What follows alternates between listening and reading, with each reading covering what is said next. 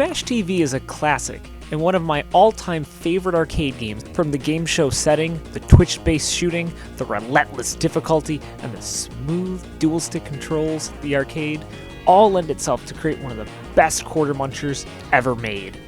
Of course, I was excited to find out they made a home port of Smash TV for my favorite console, the Sega Genesis. Now, today, there are plenty of ports of Smash TV for pretty much every console conceivable, but back then, this is all I had. Now, to be fair, it was actually a pretty faithful port of the arcade game, with just some minor graphical and audio downgrades. But there is one glaring flaw in all of this: the controls. But we'll get to that. First, to understand the control issue and, just for personal history's sake, a little bit of background is necessary. Smash TV was a spiritual successor to another classic Midway game, Robotron 2084, both made by legendary Atari game designer Eugene Jarvis. The game utilizes a twin-stick control setup, in which a player uses two joysticks, one on the left to control the player's movement, and the other on the right to control the direction in which you shoot in, and it always shoots when pushed in a direction. Robotron and Smash TV use no buttons in their games. While Robotron 2084 was the breakthrough game for this control scheme, it wasn't the first game to do it.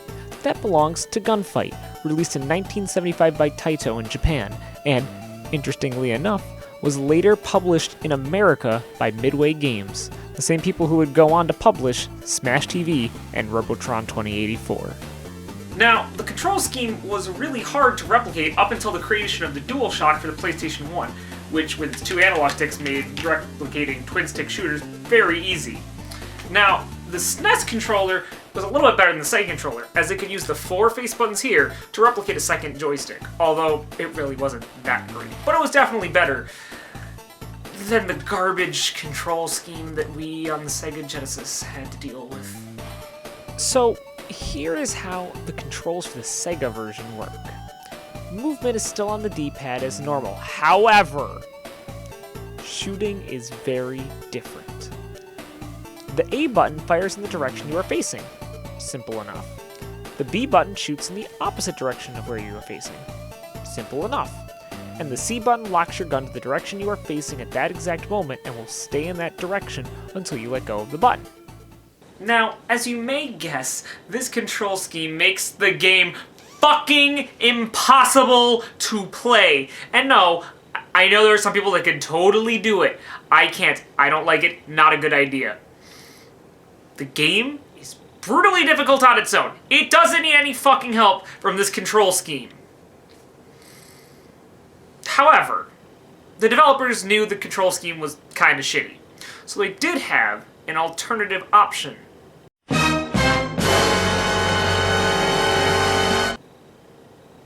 Well, I guess it's better than the first layout. Now, look, to be honest, the Genesis D-pad does feel a bit nicer to use than the SNES D-pad, at least in my opinion. I see where they're coming from, and that this allows you to recreate the two joystick thing. It seems like a good idea to circumvent the problem, and most people had two controllers at the time.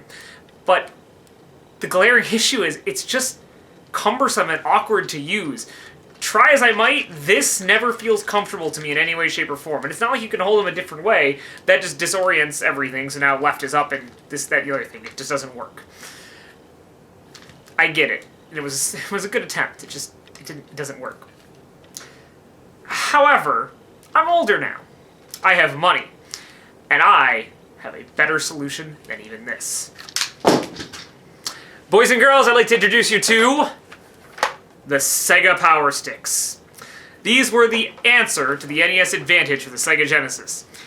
And these bad boys are how we get the closest representation of Smash TV on a Sega Genesis. Because now you have two joysticks to use. Now, mind you, they're a little bit stiffer than your normal joysticks, but it's about the best way of going about this. They're also like $30 a piece, so you're still looking at $60, which, when you think about it, a copy of Smash TV for like PlayStation 1, PlayStation 2, Xbox PS3, I think those are like $5, and yeah, only a Sega nerd's gonna do this. Yeah. But with that out of the way, we can stop bitching about the controls and get on with the damn show and talk about the game. So, what exactly is Smash TV all about? Well, the concept of Smash TV is that you are on a hugely popular game show, a la The Running Man, where your one goal is to survive, you versus thousands of men. And the only way you can achieve this is by performing Total carnage! I love it! with an arsenal of weapons, helpful support tools, and extra lives.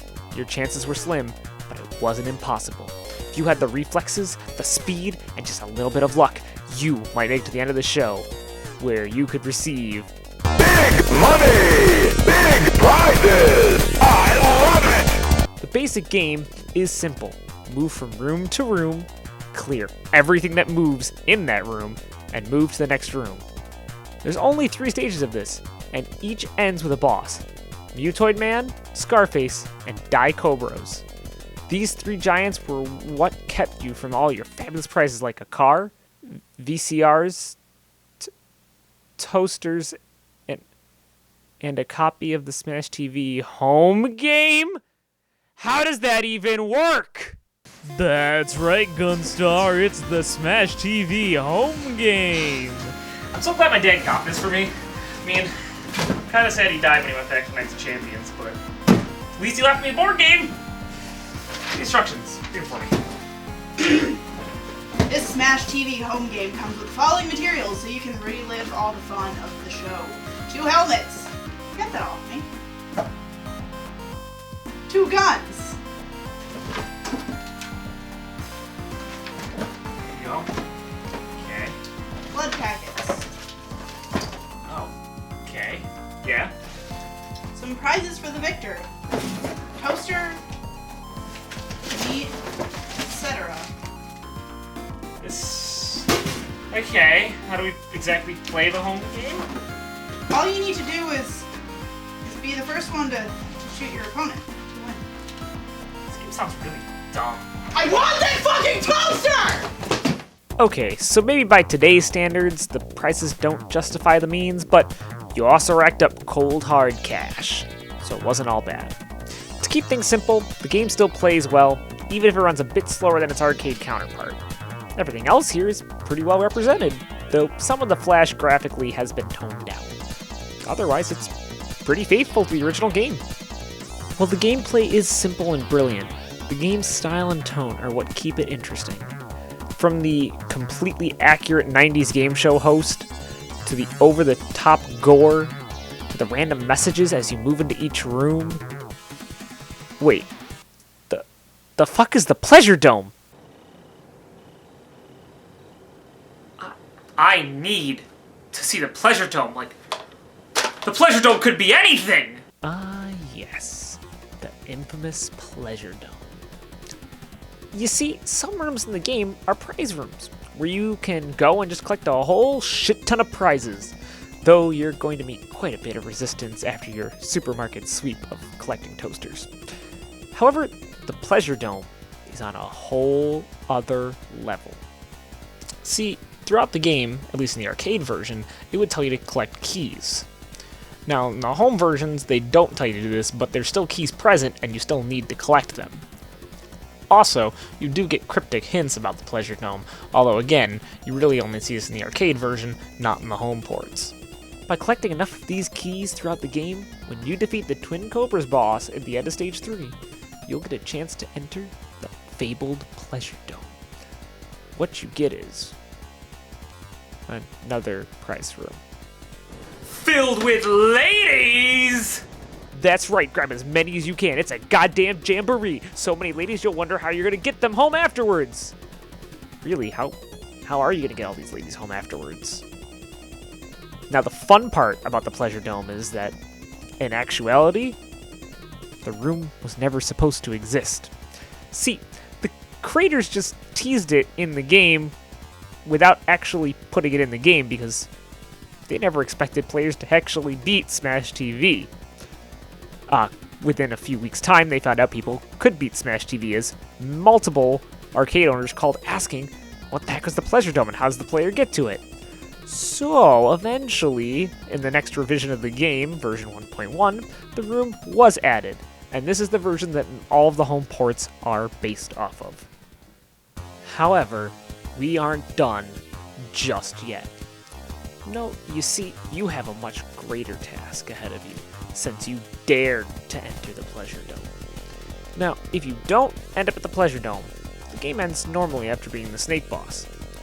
However, if you do make it, afterwards, you get a recounting all the bosses you've slain, and then a challenge. Defeat the host of Smash TV. Yes, the host of Smash TV himself is here to fuck you up. The man is only letting you win your prizes and his money over his dead body. Now, all the host boss really is just a reskinned Mutoid man with some extra moves.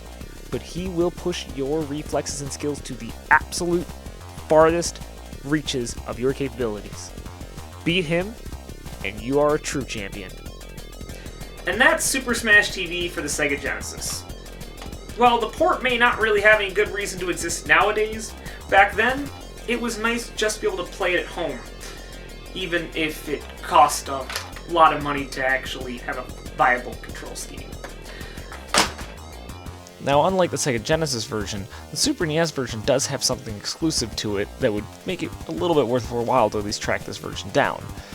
In this game, there are some hidden rooms that you can find with question marks in them, and if you obtain all 5 and beat the game, you get this turbo mode, which makes everything play twice as fast, which is not present in any other ports. So, if you're going to track down any version of Super Smash TV, you should at least try the Super NES version since it has a little bit extra.